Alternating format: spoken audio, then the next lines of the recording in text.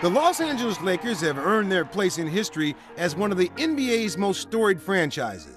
Their legacy includes 14 NBA championships and a long line of legends who have carried on the Lakers' winning tradition. But the team's most celebrated run of success came in the 1980s, with 5 NBA titles in 9 years. At the heart of it all was Magic Johnson, orchestrating the flashy style of play that came to be known as Showtime. The cast also included Kareem Abdul-Jabbar in the middle, James Worthy on the wing, and head coach Pat Riley on the sidelines. Next year, we're going to win it again. The architect of the dynasty was LA's Hall of Fame guard turned executive, Jerry West. Today, you will have a unique opportunity to hear from a panel of former Lakers as they gather to share their reflections on that golden era in franchise history. It's coming up next on NBA Roundtable, the Los Angeles Lakers.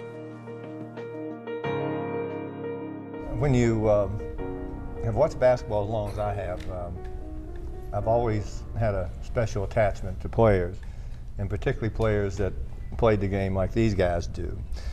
And this was probably, in my opinion, by far the greatest teams I've ever seen.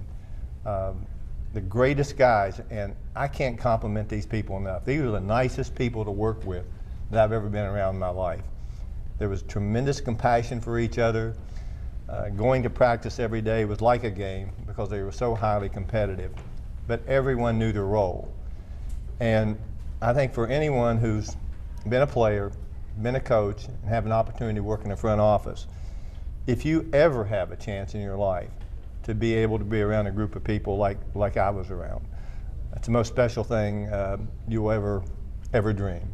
There's not a day that goes by when somebody mentions basketball that somewhere along the way that these people's names doesn't come up in the conversation. But unbelievably special group of people. All of them been really successful, and I think it's a tribute not only to them but where they've been in their lives. Yeah, I can say the thing that meant the most to me coming to this organization, to build on what everyone has said, is that, you know, we had the talent. There's no question about that. We had great players, and that was only the start of success. You know, without the chemistry and the cohesiveness, it never could have happened. But the thing that made it for me was that we really liked each other. I mean, this was a team that really, I'm not talking about just teammate-like, I'm talking about like and love each other. We loved each other, but we really liked coming to practice. I mean, the games were easy, and practice was easier because we used to look forward to seeing each other. And we never allowed anybody to go astray. I mean, Magic was great at monitoring everybody. As soon as you walked through the door, if you were in a bad mood, we knew it. And we knew how to gather around you. I mean, it might be my day, one day it might be somebody else's day, but we really, really liked each other. And for me, that just made all the difference in the world. Wanting to come to practice, wanting to, you know, sit beside my teammate Kurt, sit beside me in the locker room. We have our one-on-one conversations, and then we'd have, you know, everyone had relationships, but we all were one. And that's what lasts. I mean, guys play together and then they move on, but with this team, it's everlasting, as is indicative. Here we are today. Do you ever collect the DVD Band of Brothers? That 10 DVD set? It's like Band of Brothers. Yeah. When we see each other, it's like we might see each other from 20 feet and you see that smile come on your face. That bond is always there. And going back to Jerry, I've never been able to thank you, but you gave me a chance to play on the championship team after 10 years. Congratulations. Tell me what Bob McAdoo has meant to this team. I tell you, an offensive weapon coming off the bench. A big man who can do it all, run the court, block shots too. He's just a big weapon. I tell you, I'm just glad that we had him on our team. All right, the celebration continues here. I want to thank you personally for that because, you know, I'd done everything in my career, but, you know, I see how guys, I know Patrick Ewing now. You look at guys like Karl Malone, they've had great careers, but they never got that championship, and you gave me the opportunity to play and get with this band of brothers right here. When you're on a championship team, you bonded forever. Until they put you 6 feet under. Hopefully that ain't gonna be for a while now. Hopefully. I always felt one of the most important characteristics of this group, all great athletes in their own right, and all strong personalities, but they were, each and every one of them was willing to subordinate anything of a personal nature for one common goal, and that was to be successful and win. They'll never forget this moment. For me, it was like I was at home with the family. It was just, everybody loved, like you said, everyone just really cared and loved one another. I couldn't understand it because I thought that was sort of an oxymoron because these two used to fight in practice all the time. Who get the most stitches and like high five one another. I got six. I'm like, what is going on?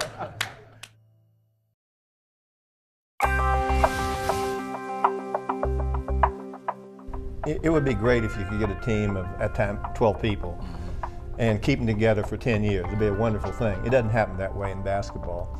And really, AC, your first year there, what I've always wanted to ask you, and you know, and even Bob, because you know Bob had gone through times which I know were awkward for him, and it might be interesting for you guys to expound on what was it like to walk around this group of great players. I'm not talking about good players. I'm talking about truly great players. Mr. West, let me tell you, I mean, you have to understand, and you know firsthand, I'm the guy that was, you know, talking about seeing something or seeing someone from Oregon State, small Corvallis, this big, you know, no one never heard of in the first place. And so I'm there at college, and I see these guys, I'm having breakfast with them on a Wheaties box, so they just won the championship. You know? So I'm like, wow, you know, so this is my senior year in college and thinking that maybe one day, you know, maybe I might go to the pros. And lo and behold, you know, thanks to you, Coach Riley, you guys saw something.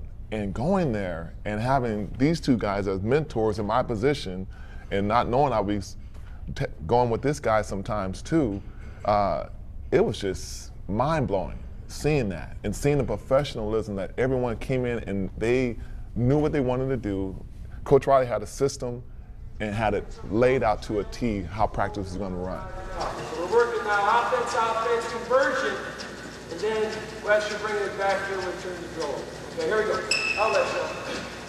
The fact that it was about business, but it had fun doing it and professional about it, and then what happened after practice and off the court, I mean, for me, it was like I was at home with the family. It was just, everybody loved, like you said, everyone just really cared and loved one another. I couldn't understand it because I thought that was sort of an oxymoron because these two used to fight in practice all the time. Who get the most stitches and like high five one another. I got six, man. I'm like, what is going on? And I'm like, these are my mentors. So it was crazy. Dude, what do you think about all that? What I loved about it, I'd already played on 5 teams, and when I got here, I was happy to be in LA, but what I noticed right away is the intensity in practice. And that's what I love because I was always an intense guy in practice. And I remember a friend of mine, a good friend of mine, he came to practice. This is before Riley closed practices. And he said to me, Bob, how can you guys got all that $1 million over talent, y'all practicing like that? Because he couldn't believe it. We were so intense and going at each other. Coop would be in Magic's face. You know, me and Kurt matched up with me and Kareem, and we were going at each other like we wanted to kill each other. I mean, we were seriously going at each other, running 100 miles an hour. I mean, and Riles, of course, he just put the match on top of it. The flame was already there and made it even worse, you know. Be quick now, be quick. Come on, Goals, be quick now. Be quick, come on. You got it. Okay, so you got it. Go back. We'd go out before practice, we'd play horse, we'd play around the world, we'd play one-on-one. We were ready before we even got in that circle to even stretch. That's how much we love basketball. We had a lot of work as far as guys with come in with bad attitudes, or because Kirk never seemed to be happy when he came to practice. So we had a lot of work, and that's because I knew the whole practice. No one was going to pass me the ball. I thoroughly enjoyed coming to practice, but I knew I had to come to practice with a mean face to get ready to go. Nobody cared about scoring the points. Nobody cared about getting their name in the paper. Nobody cared who got the credit. You know what we cared about? Was whooping your butt at the end of the day, that we had more points than you had. That was showtime. But I want you to know that this man has a smile that lights up a television screen from here to Bangor, Maine. It was a tight game, and finally it came down to the last second. I can still see Kareem cutting across the middle. To Kareem, skyhook up and good. Lakers win. I'm running over there, full speed. I'm jumping up. I'm choking him. Yeah. And Magic Johnson is out there celebrating like they just won the NCAA championship. He turns, he's so serious.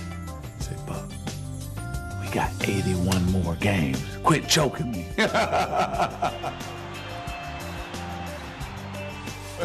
We had great leadership in the front office, and we obviously had great leadership on the bench. But the one common thread, because I don't think everybody here played that one stretch from the first championship in, was it 80?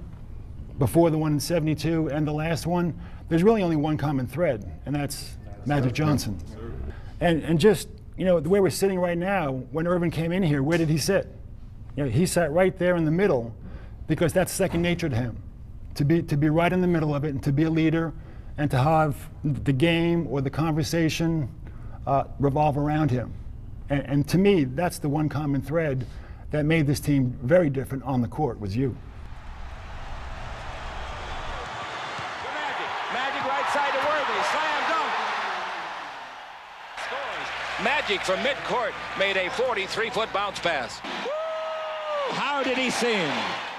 Magic introduced me to a style of game that I still just wake up sometime and I'm on the wing, and that's all I have is my memories, because I can't run anymore. But Showtime, to me, I was born again with Showtime, because it was a style of game that was disciplined, extremely disciplined. People don't understand. It was a disciplined style, but it was a beautiful thing to be on the floor with what I consider the best player. People ask me all the time, who would you rather play with? Bird, Jordan, Kobe. And I said, that's not even a question. I want to play with Mr. Showtime, because definitely made me better and made that whole city, It's fun to What watch. that whole city Showtime. And I mean, a leader, to be so selfless, to be around a guy who, he set the example. He put winning first, and he would get on you, but you could say things to him. I've been around some great players and watched a lot of great players, but just to be so selfless was really unique and inspirational, very inspirational. Showtime was started with our team defense. We were the best team defense in all the NBA.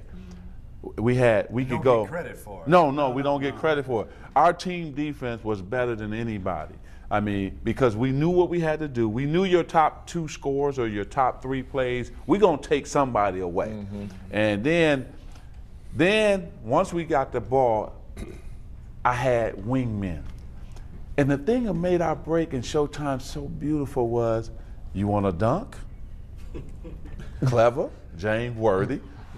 You want a finger roll? Clever, James Worthy. You want a dunk? Byron Scott, Baby B. You want the 3? He can fade to the corner and 3 you to death.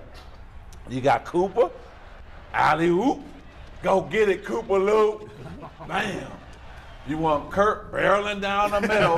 Watch out now. I got to wait till he stopped just on a dime, because you would travel if I threw it to you too early. But we had, what I'm telling you, Showtime was Kurt, Mitch getting the ball, outletting it. Bob McAdoo trailing, shooting a jumper, getting a dunk or getting a layup. Jamal Wilkes, I could throw it any kind of way. I could roll it to Jamal. He gonna catch it. It could be too high. It could be on the slide, right, left. He gonna catch it and finish. Look at Magic. He won't let him up. So everybody played a role in Showtime. You're giving me the credit. I'm only the orchestrator of it. But if I don't have James Worthy finishing, there's no Showtime, there's no break. And I don't have B, you on the wing with him, then I can't do the trick because it won't work. I need two wingmen. I need a trailer. And that's what Showtime was about. All right, here's Magic getting another rebound and a miss by Kelly. Magic out of the back court. Magic left side to Kareem, slam dunk. Look at Magic. Magic gets another assist. Is he turning him on here? I've never seen a greater performance by the young man. And then tell them what we used to talk about before the game when we said what we had to be up. Then they'll understand what Showtime was about. Every now and again, out of 82 games, there was about 20 games that Irv come up to me and say, B, I don't want to play this fourth quarter. Ice them up. Yep, we don't want to play this fourth quarter. So what that meant was Showtime was really in effect. We're going to come out here and jump on you for 3 straight quarters, blow you out, and then we're going to sit down, we're going to put our ice on, and we're going to let the other guys play and finish the game. And that was his whole way of just saying, tonight we mean business. And the last thing Showtime was about, nobody cared about scoring the points. Nobody cared about getting their name in the paper. Nobody cared who got the credit. You know what we cared about? Was whooping your butt at the end of the day, that we had more points than you had. That was Showtime. I watched Irvin Johnson when he first started playing. And the one thing I've always said about him, I said, when he was born, somebody sprinkled a little extra gold dust on this man.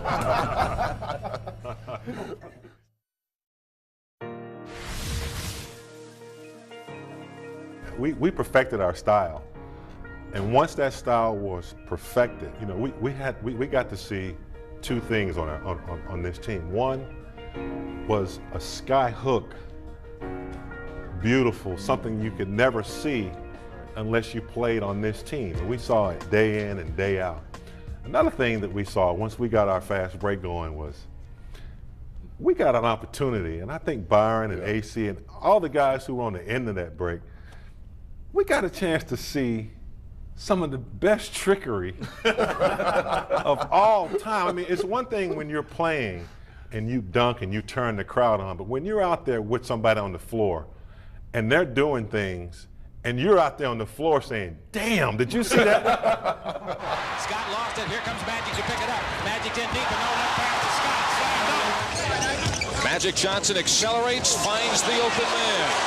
360 turn at midcourt. He's in the front court. He's down the middle. He's all the way back. That layup goes. You have to understand, when Magic gets a rebound, we're not even on the other end of the court yet. He's already decided on how he's going to trick you.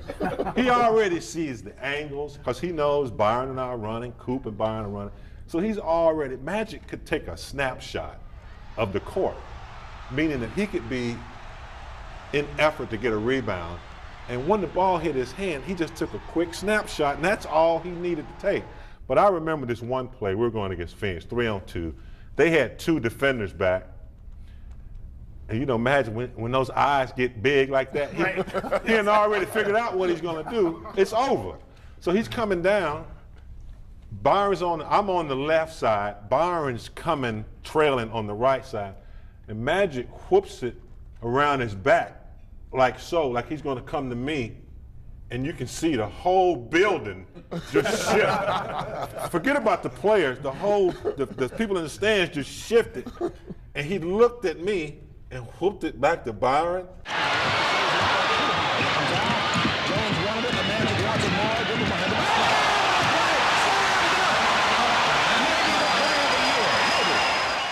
And about 2 ankles sprained, and Byron just threw it down. I mean, I can't even tell you, man. You used to give us some pleasure. You used to give us pleasure on the court, just trickery after trickery. And that was showtime.